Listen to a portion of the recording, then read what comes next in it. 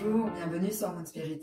Dans cette vidéo, je vais parler d'un sujet qui me tient à cœur, le syndrome du jumeau perdu. Étant moi-même jumelle survivante et puis mon fils aîné également, j'ai appris récemment qu'il avait une jumelle. Là, je vais m'intéresser du coup dans cette vidéo principalement aux enfants. Est-ce que c'est héréditaire? Comment faire pour détecter? Quels sont les différents signes? Comment savoir si notre enfant a eu un jumeau ou une jumelle? Et puis des pistes pour l'aider. Je vais commencer par faire un rappel de ce que c'est le syndrome du jumeau perdu. Il faut savoir qu'il y a beaucoup de grossesses, plus d'une grossesse sur 10, qui commencent en étant multiples, c'est-à-dire avec plusieurs embryons.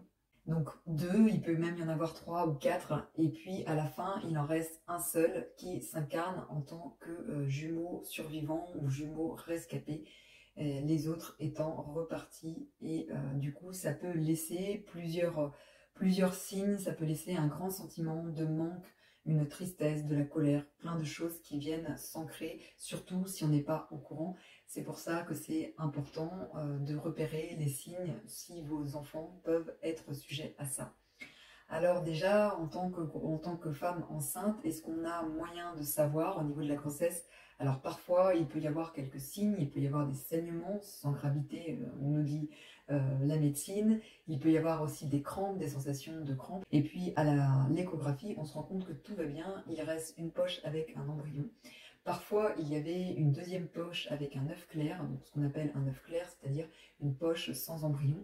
Et le personnel médical ne l'informe pas toujours la patiente. Ils se disent, bon, c'est pas grave, il y a le deuxième, alors que finalement, si c'est grave, il peut y avoir des impacts. Et du coup, c'est pas parce que vous avez fait des échographies qui n'ont rien révélé, moi c'était mon cas, que votre enfant n'a pas eu de jumeaux. Parfois il y a des traces, parfois il n'y en a aucun. Pareil pour les saignements, c'est pas du tout obligatoire. Moi j'en ai pas eu et pourtant il y avait bien un autre enfant. Ça dépend aussi évidemment du stade de la grossesse et les signes et les symptômes ne sont pas liés à la durée. Au bout de quelques jours, quelques semaines, l'empreinte peut déjà être vraiment très très difficile. Surtout justement c'est d'autant plus difficile quand on ne le sait pas. Si on le sait, si c'est acté médicalement, en général, c'est plus simple dans le sens où on a une réponse et dans le sens où on a grandi avec. Donc du coup, on l'intègre plus facilement que dans mon cas ou dans le cas de mon fils, quand c'est une découverte plus tard, en général, du coup, c'est plus compliqué. Alors les signes chez les bébés, donc je vais vous parler des signes que je connais avec mon témoignage, celui de mon fils et puis aussi les divers clients que je peux avoir. Souvent, au niveau du sommeil, il y a deux caractéristiques, c'est-à-dire deux opposés. Soit ça va être des bébés qui dorment beaucoup, ou soit des bébés qui dorment mal. Alors les bébés qui dorment beaucoup, moi je sais que c'était mon cas et c'est le cas aussi de d'autres bébés, ça va être pour s'enfuir dans ce monde imaginaire, se réfugier. On va retrouver notre jumeau, notre jumelle dans nos rêves la nuit et du coup on va se sentir bien quand on dort, donc on va avoir tendance à beaucoup dormir, faire des longues siestes, faire des longues nuits. Alors pour les parents ça peut être agréable. À l'inverse, je dirais dans la majorité des cas c'est plutôt difficile. Moi c'est le cas de mon fils et c'est le cas de beaucoup de bébés, en tout cas de parents que je rencontre en séance, des enfants qui ont des difficultés de sommeil, que ce soit des difficultés à s'endormir, à s'apaiser, des difficultés, ils se réveillent beaucoup la nuit, des difficultés aussi au réveil, ils se réveillent mal, ils pleurent, etc. Ils ont du mal à dormir seuls, même passer plusieurs mois, voire plusieurs années, moi c'est le cas de mon fils, et ils ont besoin d'un contact pour s'endormir, ils ont besoin d'être coucounés et de sentir voilà, un contact d'une autre personne pour pouvoir s'endormir facilement. Et donc le sommeil peut être compliqué, je vous donnerai justement des pistes pour aider votre enfant si c'est le cas pour vous. Après, au niveau du comportement, souvent ces enfants-là, ces bébés-là, évidemment c'est présent dès les premiers mois, avoir des problèmes de séparation. Donc les bébés ont souvent une angoisse de la séparation, quelque chose de marqué entre 9 et 10 mois, mais là ça va être beaucoup plus fort que la majorité. Moi je vois bien le décalage entre mes deux enfants, là Auguste à 10 mois, et c'est pas du tout la même chose qui se rejoue. Lucas c'était vraiment très très marqué.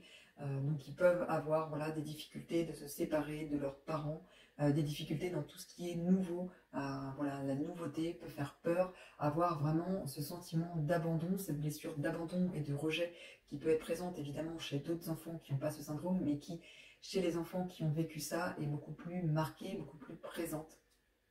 Et donc, ils peuvent avoir des difficultés d'intégration en groupe, même tout petit. Moi, ça s'est vraiment révélé dès la crèche, dès l'école.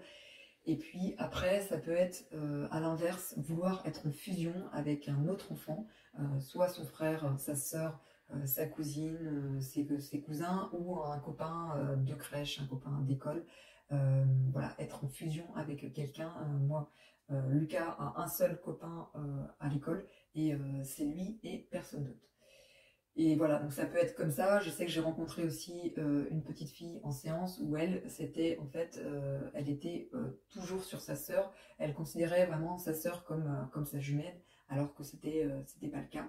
Du coup, sa sœur, bah, voilà, sa sœur, elle n'avait pas forcément ce même rapport, donc du coup, ça crée des difficultés. Il y avait un autre petit garçon qui, lui, était très proche de son cousin et voilà, il était très fusionnel. Donc voilà, ça peut être plusieurs membres de la famille ou des amis comme ça, où l'enfant va être en fusion avec.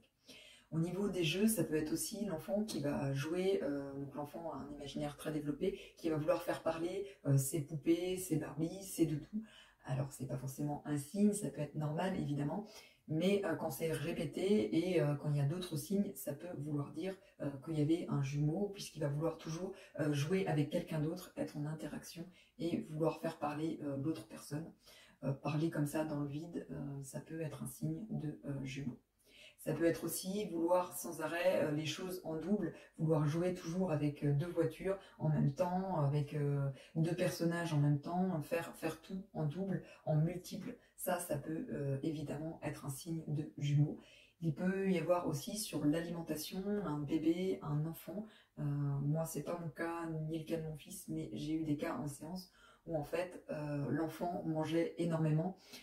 Presque, il voulait manger pour deux, et c'est ça qui est ressorti dans les séances. Il mangeait pour sa sœur parce que voilà, il voulait compenser ce manque par la nourriture, donc ça peut aussi être un cas.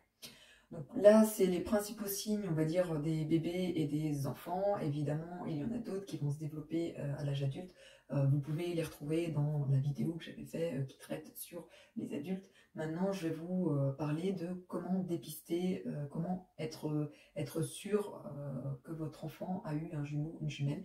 Alors déjà, pour être sûr à 100%, sauf si c'est prouvé médicalement, on va dire qu'il n'y a pas de preuves scientifiques. Maintenant, l'instinct en général, si vous êtes sur cette vidéo, si vous avez des doutes, en général, je dirais que la tendance est plutôt oui.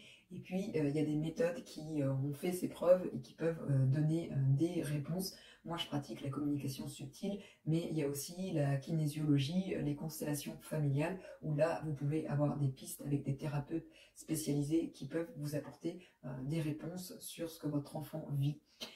Et puis oui, je voudrais revenir, j'en avais parlé légèrement en début de vidéo, sur l'hérédité. Alors oui, c'est héréditaire, j'ai remarqué ça dans mes séances. Alors quand on dit héréditaire, ça ne veut pas dire que forcément vos deux parents ont été jumeaux ou jumelles et que tous vos enfants seront jumeaux et jumelles. Non. Moi, quand je remonte dans ma lignée, il y a ma tante, je sais, qui était jumelle.